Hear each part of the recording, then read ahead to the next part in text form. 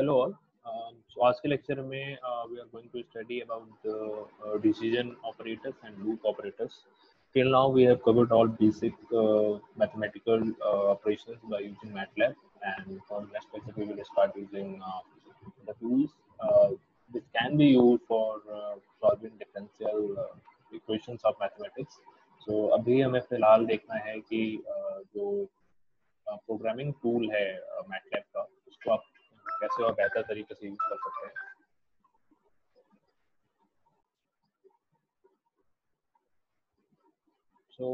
आज हम देखेंगे कि जो डिसीजन पैरामीटर्स होते हैं, तो प्रोग्रामिंग लैंग्वेज में जो हम basically we want to solve any problem by using certain instructions. We for solving any problem we give certain instruction to MATLAB. और जैसे कि बाकी प्रोग्रामिंग लैंग्वेजेस में जो इंस्ट्रक्शंस आप पीसी को देते हो, कंप्यूटर को देते हो, वैसे यहाँ पे कुछ सेट ऑफ इंस्ट्रक्शंस देते हैं by using decision operators, loop operators. तो what are these decision operators and loop operators, तो इसके बारे में हम थोड़ी सी आज डिटेल में डिस्कशन करेंगे. सो बेसिकली डिसीजन ऑपरेटर्स होते हैं वहाँ पर यूज किए जाते हैं जहाँ पर आपके सेट ऑफ स्टेटमेंट्स हों, जिसमें if any one statement is true, and then you want to teach your PC or your MATLAB tool through script that if this statement is true, follow this particular set of instructions, otherwise follow the other instructions. So ऐसा कुछ अगर आपके पास ऐसा कुछ problem statement है, ऐसा कोई problem है जिसको आप थ्रू केसेस सॉल्व करना चाहते हैं, तो वहाँ पर हमें डिसीजन ऑपरेटर्स की रिक्वायरमेंट होती है, ज़रूरत पड़ती है. So by using such scripts, your program would be able to decide whether it should follow the first instruction or second instruction.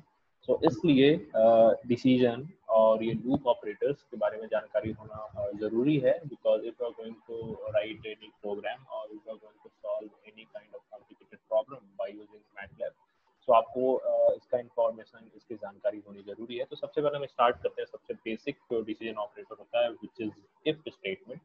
So if statement जैसा आपको इंग्लिश में समझ में आता है इफ, वैसा ही इसका मतलब हमारे प्रोग्रामिंग लैंग्वेज में भी होता है.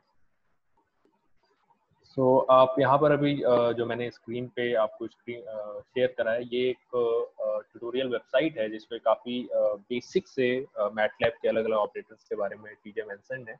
I will share this web page with you also.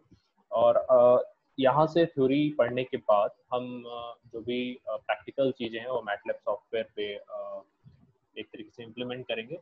और बाकी इफ स्टेटमेंट, फॉर स्टेटमेंट और वाइल स्टेटमेंट के बारे में जो भी डिटेल्ड इंफॉर्मेशन है वो आपके पीडीएफ में शेयर्ड है, and that amount of information is enough for this course. So सबसे पहले हम इफ स्टेटमेंट की बात अगर करें,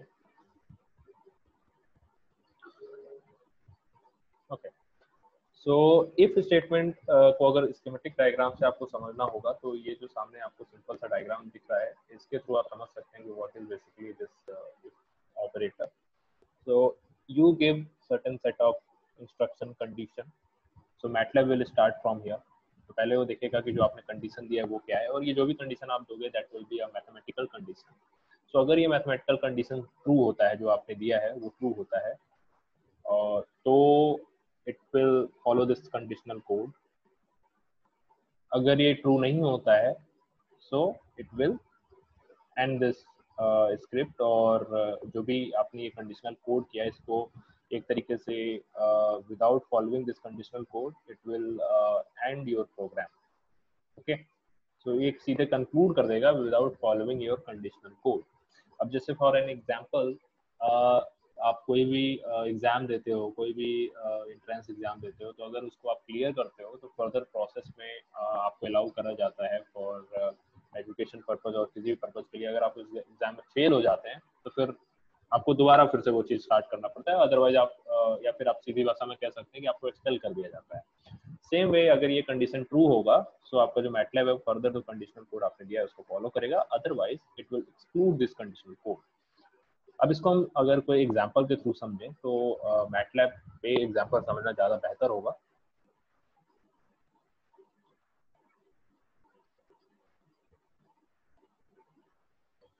So यहाँ पर I have already used the given example here in MATLAB. तो यहाँ पर स्टेटमेंट ऑलरेडी लिखा हुआ है, तो एक एक करके हम इसको समझने का प्रयास करते हैं। तो फर्स्ट ऑफ ऑल मैंने एक नंबर लिखा a = 30, ओके। और मैंने आपको बताया था कि अगर कोई आपको कमेंट लिखना है, if you use this percentage symbol here, जो मैटलैब है वो समझ जाएगा कि आप कोई कमेंट लिखना चाहते हो और इस कमेंट का आपके प्रोग्राम से कोई रिलेशन नहीं है। ये आप कमेंट इसलिए लिखते हैं ताकि आप फ्यूचर में अगर जिस कोड को, इसी कोड को अगर दोबारा आप अगर इस पर नज़र डालें तो आपको समझ में आ जाए कि ये कोड आप किस लिए यूज़ करे थे, और इसका जो भी एक तरीके से बेसिस है कि आपने ये कोड क्यों लिखा है, इसका मतलब क्या है, वो आपको साधारण भाषा में समझ में आ जाए। That's why you use this comment thing. तो हमने यहाँ कमेंट में क्या लिखा है कि check the condition using if statement. तो a = 30, अब मैंने इफ स्टेटमेंट लगाया है कि अगर a is less than 20, a अगर 20 से नीचे है तो क्या करना है, प्रोग्राम को प्रिंट कर दीजिए आप a is less than 20, okay okay. So अब यहाँ पे जो परसेंटेज ग्रीन में जो लिखा है दैट इज ओनली कमेंट, ये आपको समझाने के लिए लिखा हुआ है। तो समझाने के लिए क्या लिखा है, condition is true then print the following. तो अगर मान लो आप कोई भी नंबर a इंटर करते हो, यहाँ पर मैंने a 30 लिखा हुआ है, बाय डिफॉल्ट आप कुछ भी कर सकते हैं।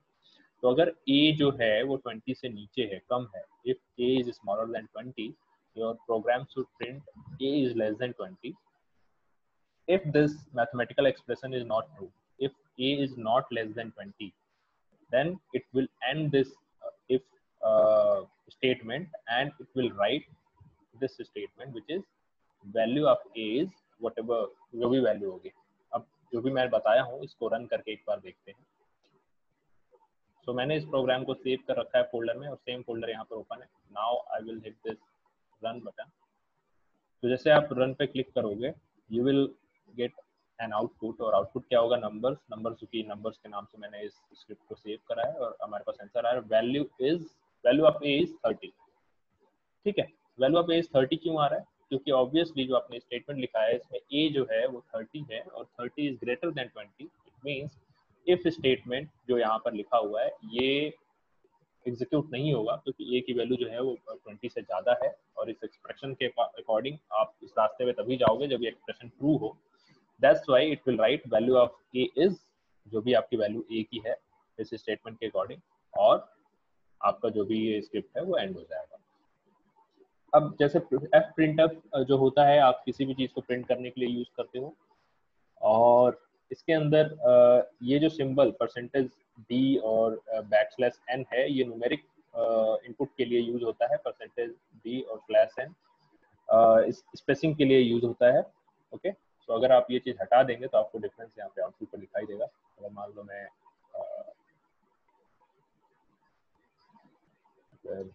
परसेंटेज डी हटा दूँ यहाँ पे, तो क्या चेंज होता है, तो आपको समझ में आ जाएगा इसका मतलब क्या है।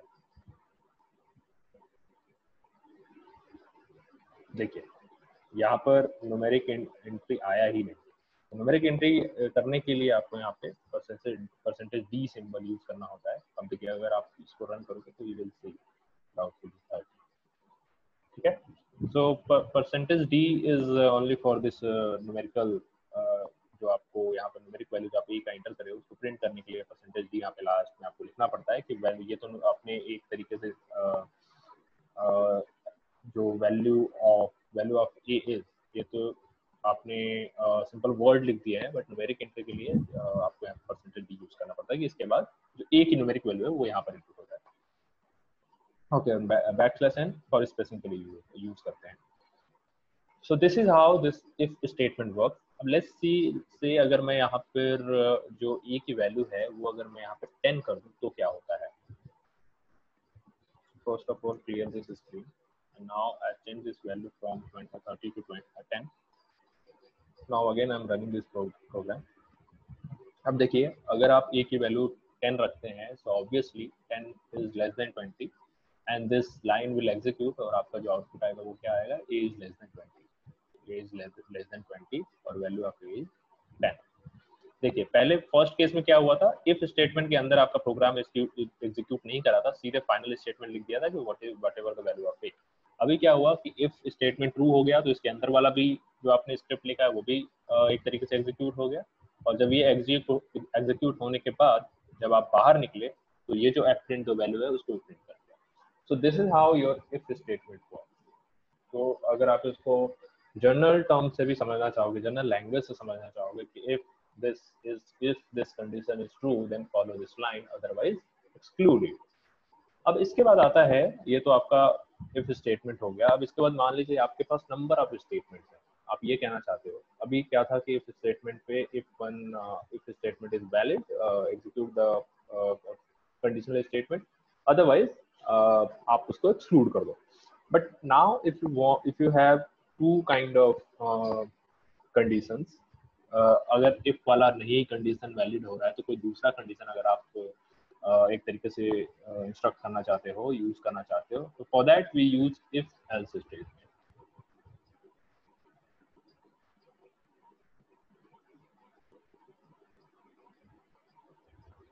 Okay, so if else statement के लिए यहाँ पर स्कीमेटिक डायग्राम, फ्लो डायग्राम से समझना थोड़ा सा ज्यादा आसान हो जाता है, इसलिए हम focusing on this flow diagram only. इसके बाद हम जो एग्जांपल देखेंगे उससे आपको समझ में आ ही जाएगा.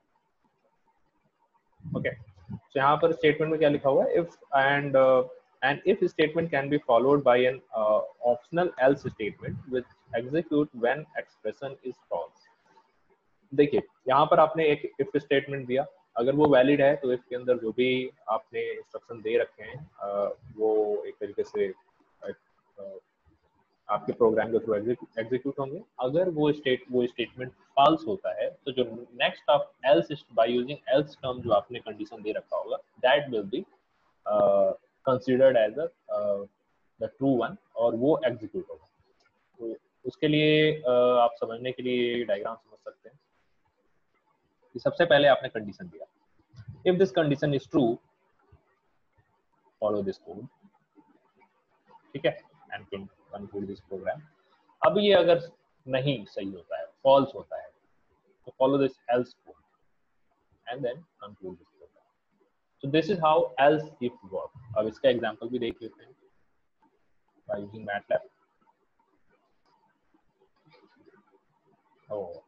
आपको मैंने स्क्रीन शेयर नहीं करा, एक बार और else if वाला स्टेटमेंट में रिपीट कर देता हूँ, उसके बाद I'll use an example. तो if else स्टेटमेंट ये कहता है कि अगर आपका if स्टेटमेंट जो है वो अगर false हो जाता है तो नेक्स्ट आप एक कंडीशन देते हो बाय यूजिंग एल्स, उसको एग्जीक्यूट करना होता है इन इफ एल्स स्टेटमेंट. तो फ्लो डायग्राम के अकॉर्डिंग आप इसको ऐसे कह सकते हो, this is a condition, if this is true follow this if code, if this is false follow this else code. Simple.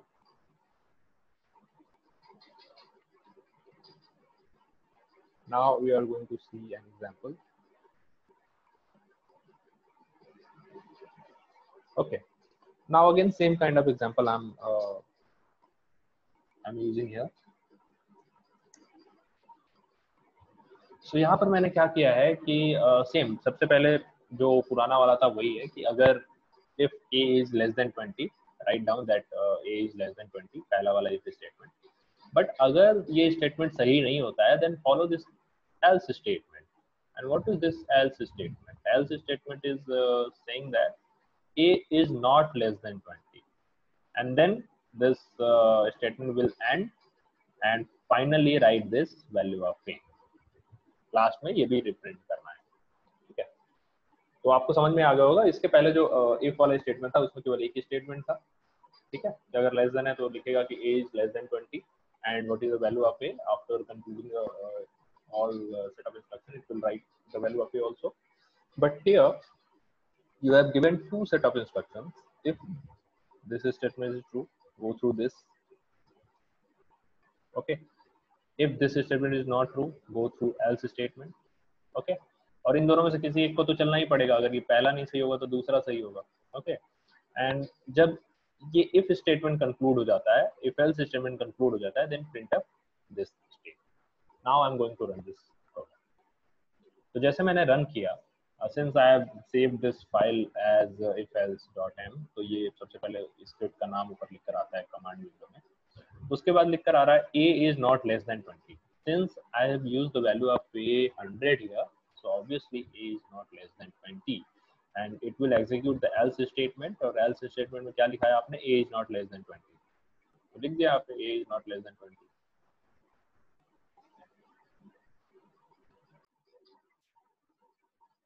Okay, so the value of a is obviously not less than 20, so it will execute this else statement. अब यहाँ पर अगर हम a की value 10 कर देते हैं, now what will change? मैंने यहाँ पे a की वैल्यू 10 कर दी, and again I'm going to run this program. Then what you will get, a is less than 20 and value of a is 10. So इस तरीके से if else statement वर्क करता है। So एक तरीके से बेसिक इंट्रोडक्शन आपको मिल रहा है how this all decision parameter works. आप इसके डिटेल में और जा सकते हैं। This is a kind of introductory course, so in this course we will try to understand what is the uses of different decision and loop operators, but ये जो भी फील्ड में बता रहा हूँ ये बहुत ही वास्ट में, आप इसको डिटेल में एक तरीके से स्टडी कर सकते हैं, बट आप इसका अगर जेस्ट अगर यहाँ पर समझ जाते हैं तो आगे आपको फर्दर अगर किसी प्रोग्रामिंग में आप यूज करोगे या फिर इसको और फर्दर पढ़ना चाहोगे तो आपको बहुत आसानी से चीजें समझ में आ जाएंगी। Now we are going to use multiple if else statement.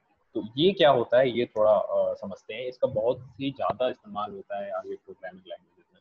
So an if statement can be followed by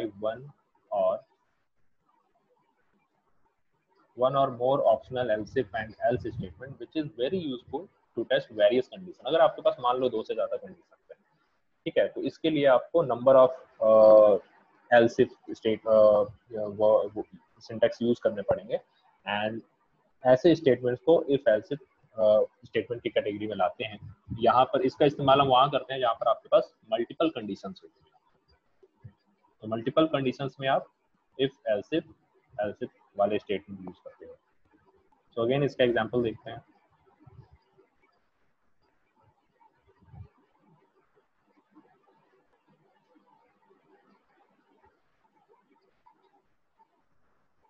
तो एक ही तरीके का एग्जांपल हमने लिया है ताकि चीजें समझने में आसान हो।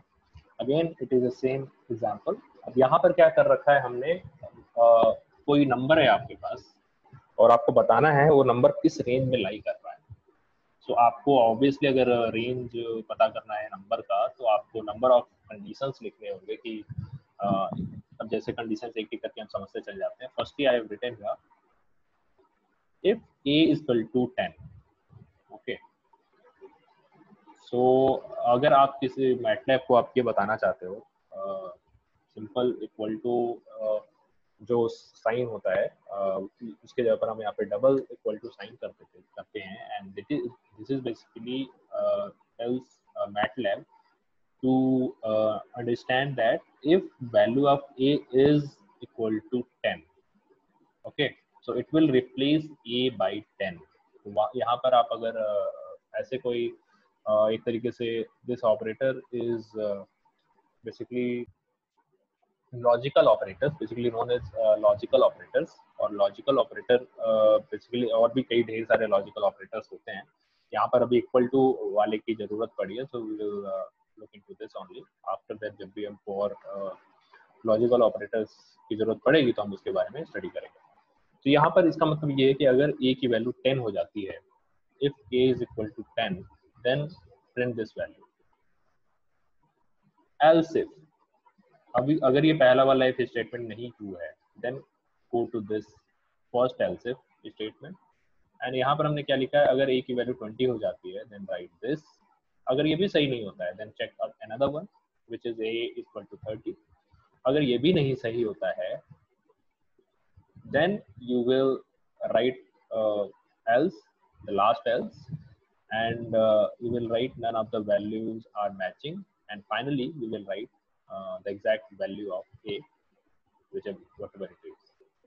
so आपको इससे क्या समझ में आया कि अगर आपके पास मल्टीपल कंडीशंस हैं तो आपको if से स्टार्ट करेंगे और मल्टीपल कंडीशंस को as by using else if आप मल्टीपल कंडीशंस यहाँ पे इंक्लूड करते चले जाएंगे, और फाइनली जब आपको कंक्लूड करना है, एंड करना है इफ स्टेटमेंट को, so you will and it followed by this else statement, else term।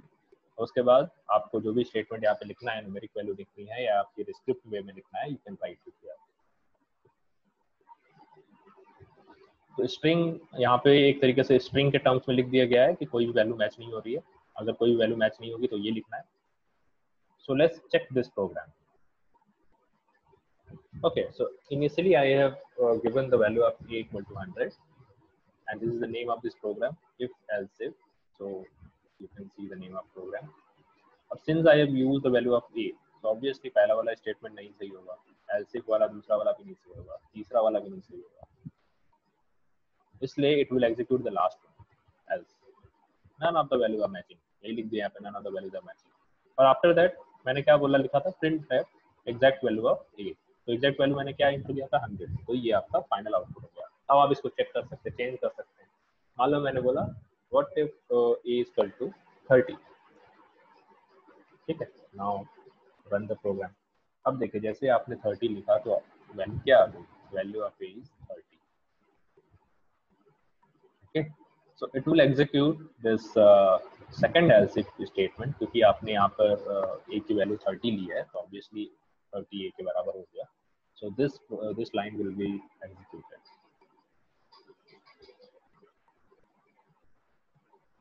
Okay. So else वाला जो statement last else if else if में जो लास्ट स्टेटमेंट else आता है वो तब एग्जीक्यूट होता है जब इसके प्रीवियसली जितने भी स्टेटमेंट है अगर कोई भी वैलिड नहीं है, कोई भी अगर एक तरीके से ट्रू नहीं है कोई भी statement, then else statement will be executed। Like in last case it was written the value of 100 here, exact value of a 100। Last वाले जो मैंने अभी 2 मिनट पहले जो a की वैल्यू अगर 100 डालकर अगेन अगर मैं चेक करता हूँ, a की वैल्यू यहाँ पर 100 पुट करता हूँ या फिर 50 पुट करता हूँ,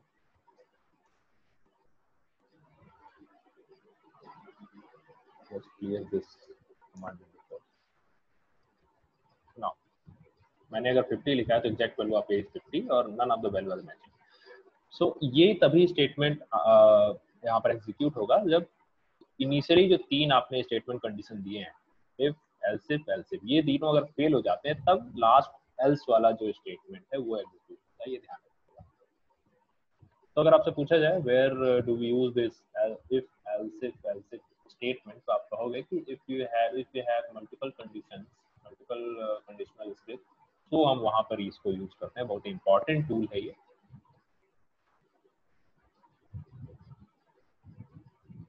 तो अभी तक हमने देखा if statement, if else if statement, उसका multiple if else if statement। Now we will try to understand what is this nested if statement। तो ये जो nested if statement है ये भी काफी ज्यादा यूज होता है। so it is सबसे पहले हमें समझना होता है what is this nesting mean, what is the meaning of this nesting। तो nesting का मतलब क्या होता है, अगर कोई स्टेटमेंट है, अगर उस इफ स्टेटमेंट के अंदर ही आप कोई दूसरा conditional statement if statement use करते हो तो उसको नेस्टेड स्टेटमेंट बोलते हैं।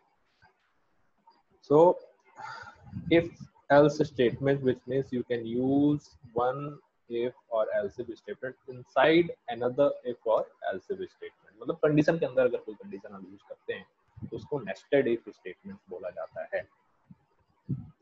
आई होप ये डेफिनेशन आपको समझ में आ गई हो। अब हम इसका डायरेक्टली एग्जांपल लेंगे।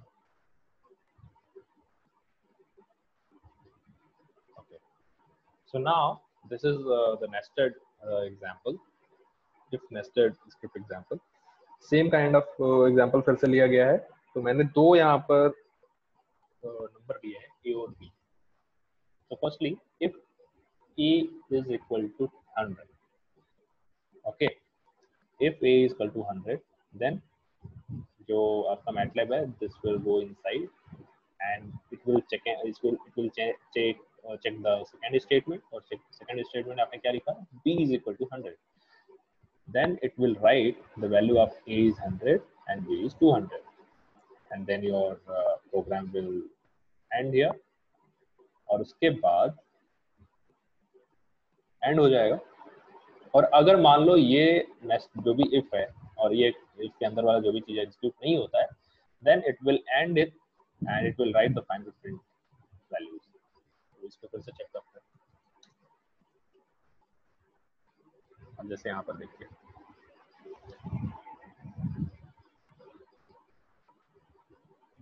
तो सबसे पहले आपने लिखा value of a is 100, b is 200 और exact value of a whatever it is। अब हम थोड़ा चेंज करते हैं a और b की value.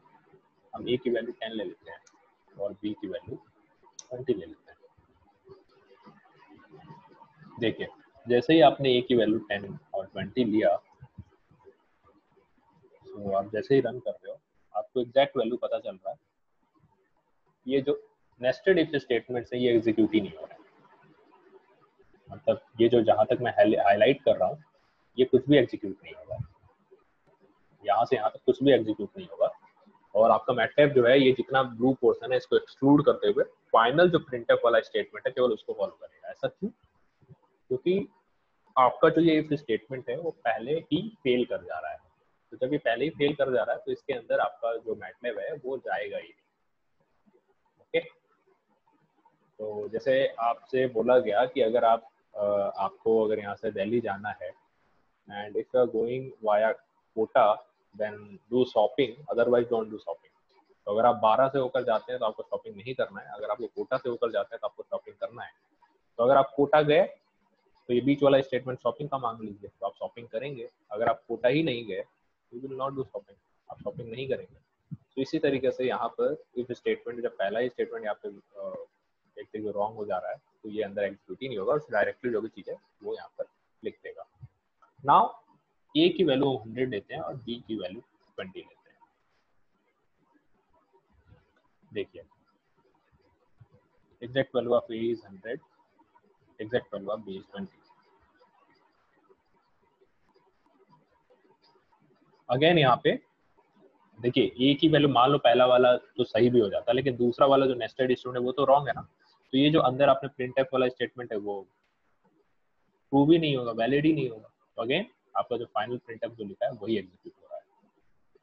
So this is the example of nested if statement.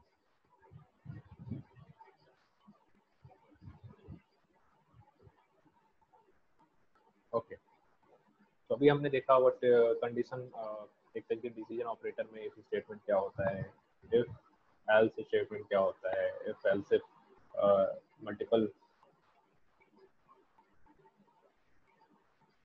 Multiple conditional statements क्या होते हैं and what is the decision operators. Now we will try to understand the loop operators, what are these loop operators, और loop operators के बारे में detail में discussion हम next lecture में करेंगे। तो अभी तक जो भी मैं ये लेक्चर बताया हूँ आप एक बार इसको इस लेक्चर के थ्रू जाइए और जैसे आपका कॉलेज स्टार्ट होता है you will do the practice on the basis of this lecture. और जो भी बेसिक चीज़ मैं बता रहा हूँ इसको आप एक तरीके से जब हैंड ऑन प्रैक्टिस करेंगे तो ज़्यादा अच्छे से समझ में आएगा। बट तब तक के लिए जो भी प्रैक्टिकल यहाँ पर मैं एक तरीके से मैटलैब में यूज़ करके प्रोग्राम एग्जीक्यूट करता हूँ तो आप इसको देखकर भी समझ सकते हैं। और जो स्टेटमेंट मैं बता रहा हूँ जैसे what is statement, what is while statement, what is for statement, इसको आप थोड़ा सा पीडीएफ के थ्रू पढ़ते रहिएगा क्योंकि आपका अगर टेस्ट वगैरह होता है तो ये चीज़ें आपसे पूछी जाएंगी, थोड़ी थोड़ी स्क्रिप्ट की इन्फॉर्मेशन भी पूछी जा सकती हैं जिसके लिए आपको आपके पास मैटलैब सॉफ्टवेयर होने की ज़रूरत नहीं है, आप सिंपल लॉजिक से उसका आउटपुट बता सकते हैं। सो इसके बाद आप लोग अटेंडेंस मार्क कर देना। सो आज का लेक्चर यहीं पर एंड होता है। Thank you.